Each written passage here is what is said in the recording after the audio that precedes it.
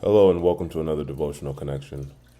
Over in Matthew chapter 14, verses 22 through 33, there's a story that is very, very well known to people. It's Jesus walking on the water, and Peter calls out to him and asks him to let him come to the water with him.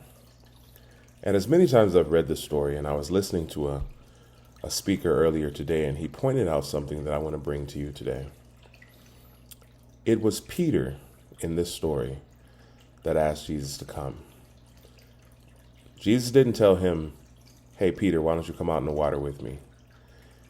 It was Peter's request. Verse 28 says, "Lord, if it's you, tell me to come onto the water." And Jesus says, "Come." Jesus was just going to walk on and probably get in a boat with the guys or walk to the other side and meet them there. But Peter had the idea to walk on the water with him. And Jesus' response was, "Permission granted, come." The Bible says Peter got down out of the boat, walked on water, and came forward to Jesus. But when he saw the wind, he was afraid, beginning to sink, cried out, "Lord, save me." And immediately Jesus reached out his hand and caught him and said, "You of little faith, why did you doubt?" And this is a well-known story. Everybody knows it. But what was pointed out was very key.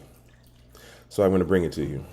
It was Peter that asked, and oftentimes we have prayer requests where we ask God for things that we think we need, we think we want, we think they should go a certain way.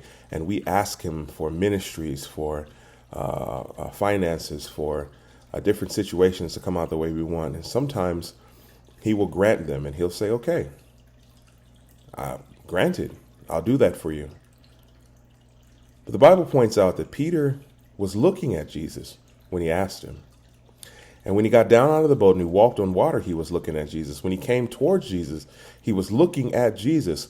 But when he saw the wind, apparently at some point, he took his eyes off of Jesus. He took his focus off of Jesus, and he began to sink.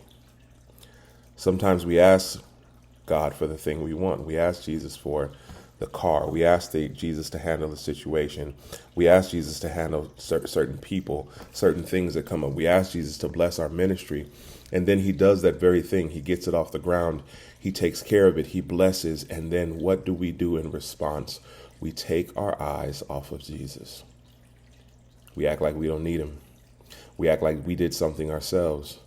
And we wonder why things fail, why the ministry dies, why the car breaks down, why the finances turned upside down, because we took our eyes off of Jesus.